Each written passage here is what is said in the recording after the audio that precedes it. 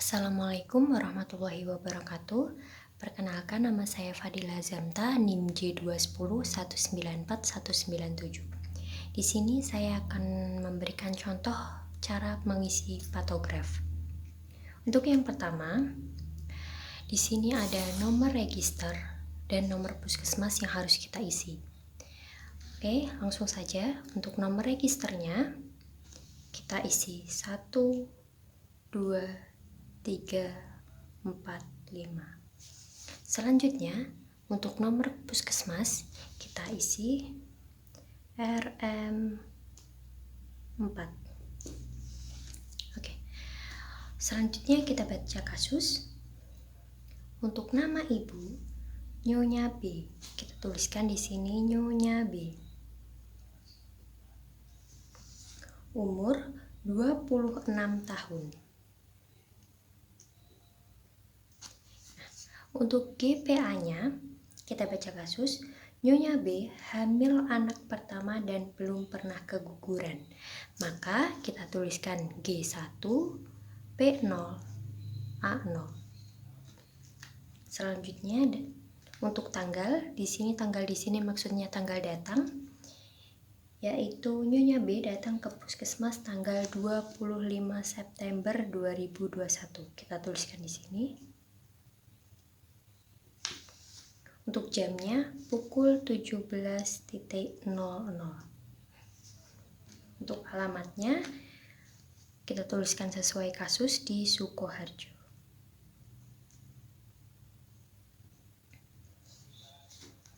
Selanjutnya, Nyonya B mengatakan merasa mules dari punggung menjalar ke perut bagian bawah sejak 4 jam yang lalu. Di sini jam 17.00 ibu datang. Mules 4 jam yang lalu. Jadi jam 17.00 kita kurangi 4 jam. Kita tuliskan di sini 13.00. Nyonya B belum keluar air dari jalan lahir. Maka untuk ketuban pecah sejak jam tidak perlu diisi karena ketubannya belum pecah. Selanjutnya, dilakukan pemeriksaan dalam dengan hasil pembukaan 5. Nah, di sini pembukaan 5 cm. Maka kita tuliskan di sini, kita beri simbol X untuk pembukaan. Selanjutnya, hasil PX menunjukkan KU baik, tekanan darah 120/70. Maka kita tuliskan di bagian tekanan darah 120/70. Kemudian kita tarik garis. Oke. Lanjut, nadi 88 kali per menit. Maka kita tuliskan di sini nadi, karena di sini tidak ada 88, yang ada hanya 80 dan 90, maka kita tuliskan di tengah-tengahnya dengan menggunakan titik. Oke. Untuk suhunya 36,8 derajat Celcius. Kita tuliskan di sini 36,8. Pernapasan 20 kali per menit. Karena dalam patograf tidak ada pernafasan, maka tidak perlu ditulis. Kemudian dilakukan pemeriksaan Leopold dengan hasil menunjukkan janin tunggal hidup, letak memanjang, punggung kiri dengan DJJ 144 kali per menit. Di sini kita beri titik di antara 140 dan 150 untuk DJJ-nya. Lanjut, kepala di bidang host 2. Nah, di bidang host 2 ini berarti penurunan kepala 3/5. Maka kita di sini di bagian 3 kita lingkari. Kita beri simbol lingkaran. Kontraksi 3 kali 35 detik dalam 10 menit. Maka di sini kita arsir 3 kotak.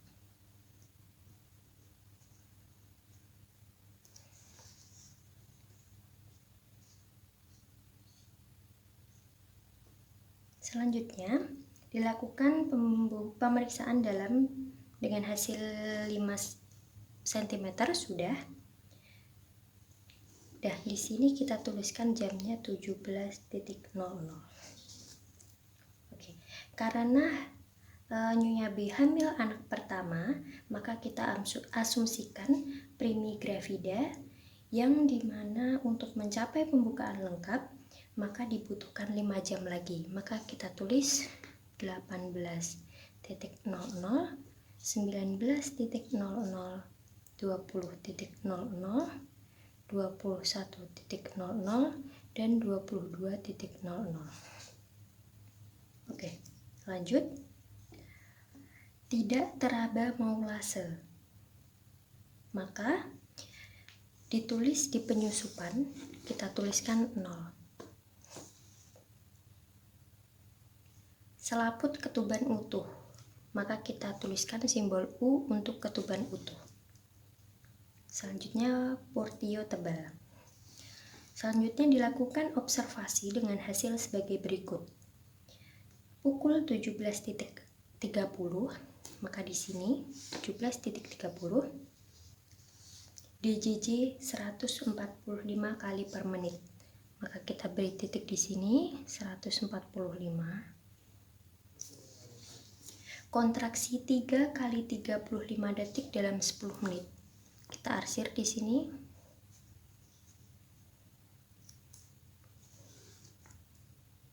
Dan nadi 80 kali per menit.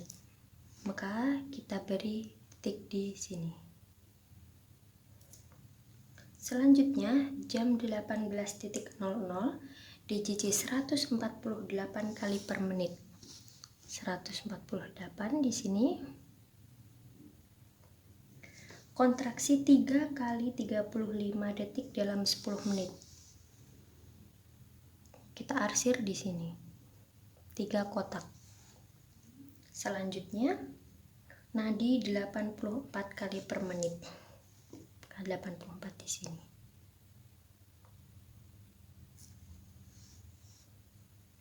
Selanjutnya pukul 18.30, DJJ 148 kali per menit. Kita beri titik di sini sama seperti tadi.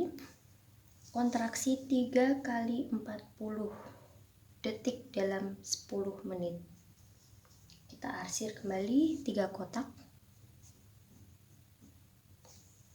Dan nadinya 88 kali per menit.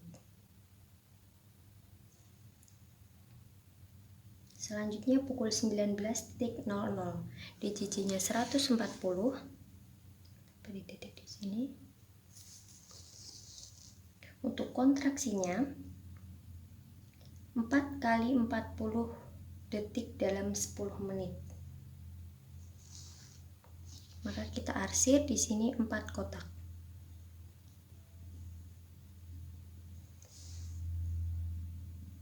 Nadinya 88 kali per menit, sama seperti tadi.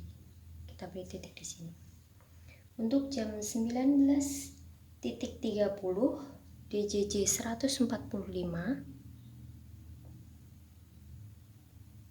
kontraksi 4 kali 45 detik dalam 10 menit.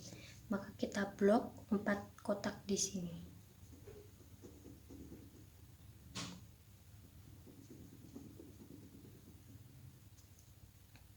Selanjutnya nadi 84 kali per menit. Pukul 20.00, DJJ bayi 140. Berikan sini. Untuk kontraksinya 5 kali 45 detik dalam 10 menit. Kita blok 5 kotak.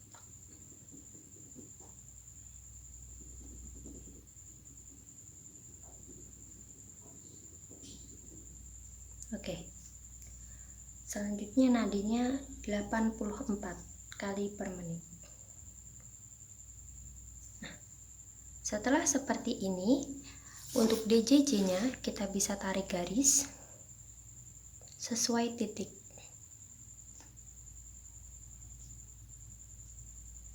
Oke. Kemudian untuk tekanan darah, untuk nadinya juga sama.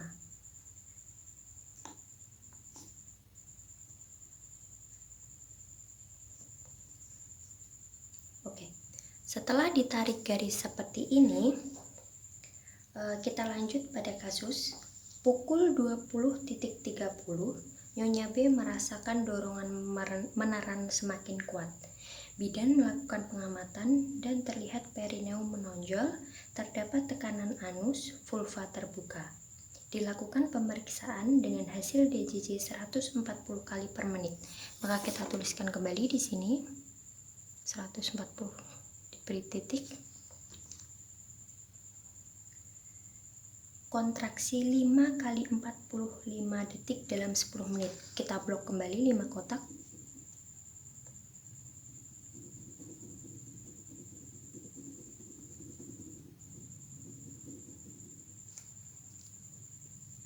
Kemudian tekanan darah 110/70.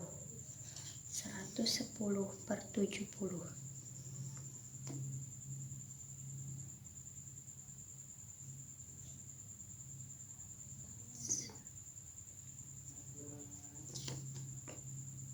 Kita tarik garis kembali.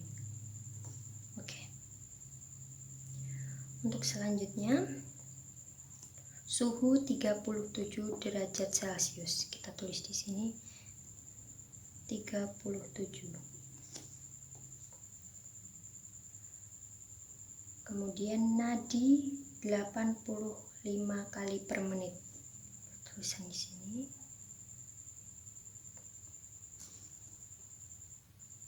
Oke. Untuk selanjutnya pembukaan 10 cm, maka kita beri tanda X di sini.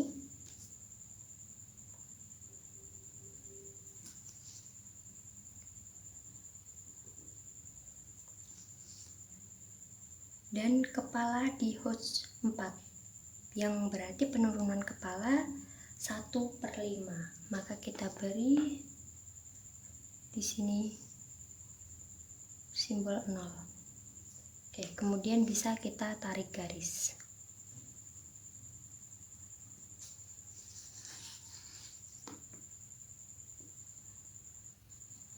Ini lurus ya teman-teman. Oke. Selanjutnya ketuban jernih. Kita tuliskan di sini ketuban jernih, kita beri J. Dan dilakukan pimpinan persalinan. Untuk mengulasanya 1, kita tuliskan 1. Oke, dilakukan pimpinan persalinan, tidak dilakukan episiotomi, bayi lahir pukul 21.10. Maka kita tuliskan di sini bayi lahir pukul 21.10, jenis kelamin perempuan,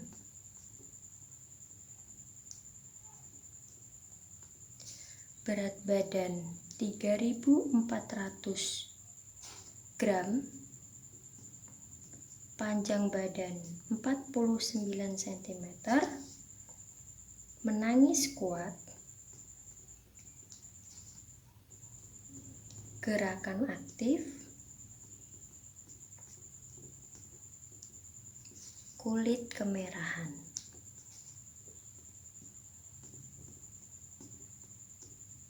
Oke. Selanjutnya oksiotomi diberikan pukul 21.11. Dilakukan penegangan tali pusat, plasenta lahir pukul 21.20. Dilakukan mecet fundus uteri setelah plasenta lahir lengkap, tidak terjadi laserasi perineum, dilakukan IMD selama 1 jam. Kemudian untuk pengisian patograf di halaman pertama sudah selesai. Selanjutnya kita pindah di halaman kedua. Selanjutnya, untuk yang pertama, catatan persalinan. Untuk tanggalnya kita tulis seperti tadi, 25 September 2021. Untuk nama bidannya bisa dituliskan sesuai nama bidan masing-masing. Untuk tempat persalinannya di kasus tadi dituliskan di puskesmas, maka kita centang di bagian puskesmas. Untuk alamat tempat persalinan Sukoharjo. Untuk catatan tidak ada, alasan merujuk tidak ada, tempat rujukan tidak ada, dan pendamping pada saat merujuk tidak ada. Langsung kita lanjut di kelas 1. Untuk di kelas 1, patograf melewati garis waspada? Tidak. Maka kita lingkari di bagian T. Untuk selanjutnya tidak ada masalah, maka kita strip atau bisa kita kosong. Untuk pemeriksaan kala 2, episiotomi tadi disebutkan dalam kasus tidak dilakukan episiotomi, maka kita centang di tidak. Pendamping pada saat persalinan sebetulnya di kasus tidak disebutkan, tetapi biasanya didampingi oleh suami, maka kita centang di bagian suami. Untuk gawat janinnya tidak, distosia bahu tidak, dan tidak ada masalah lain, maka tidak perlu diisi. Untuk kala 3, lama kala 3 itu 10 menit. Tadi disebutkan dalam kasus. Untuk pemberian oksitosin tadi di kasus ya diberikan waktunya 1 menit sesudah melahirkan, karena tadi diberikan pada pukul 21.11. Untuk pemberian ulang oksitosinnya tidak. Untuk penegangan tali pusat terkendali tadi disebutkan dalam kasus dilakukan, maka iya. Untuk message fundus uteri, ya dilakukan. Plasenta lahir lengkap, ya. Kita lingkari. Plasenta tidak lahir lebih dari 30 menit, tidak. Laserasi, tadi disebutkan tidak terjadi laserasi, maka kita centang tidak. Lanjut di atoni uteri, tadi tidak. Untuk masalah lainnya tidak ada, maka tidak perlu ditulis. Untuk bayi baru lahir, berat badan 3.400 gram. Untuk panjangnya 49 cm, jenis kelamin perempuan. Penilaian bayi baru lahir baik.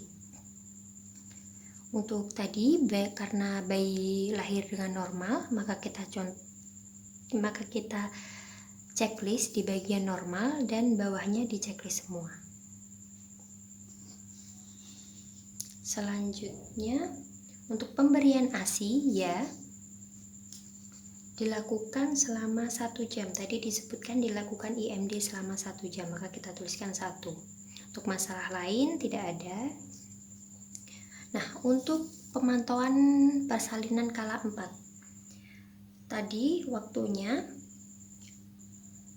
di jam 21.35, tekanan darahnya 120/80, nadinya 88, untuk suhunya 37,5 derajat Celcius, untuk TVU-nya 2 jari bawah pusat.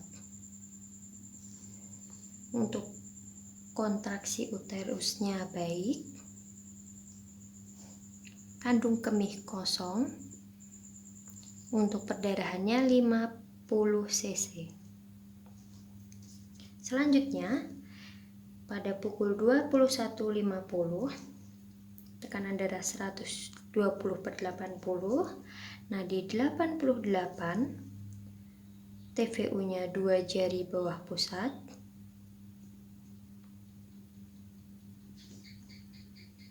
kontraksi uterus baik, kandung kemih kosong, dan perdarahan 50 cc.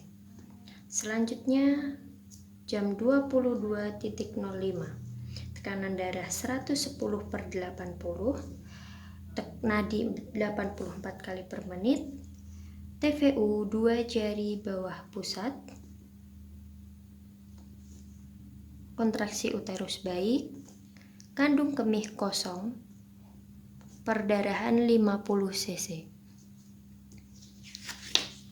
Lanjut, di jam 22.20, tekanan darah 110/80, nadinya 84 kali per menit, untuk TVU-nya 3 jari bawah pusat. Kontraksi uterusnya baik, kandung kemih kosong, perdarahan 50 cc. Selanjutnya, jam 22.50, tekanan darah 110/70, nadi 80 kali per menit, suhu 37,5 derajat Celcius, TVU 3 jari bawah pusat,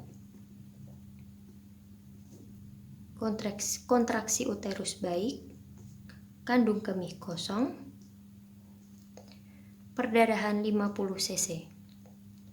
Dan yang terakhir, jam 23.20, tekanan darah 110/70, nadi 80 kali per menit, TVU-nya 3 jari bawah pusat,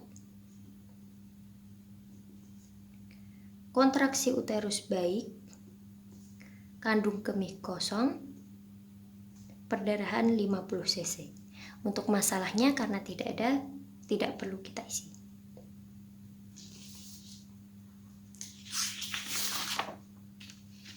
Oke, sekian pengisian patograf dari saya. Kurang lebihnya mohon maaf. Wassalamualaikum warahmatullahi wabarakatuh.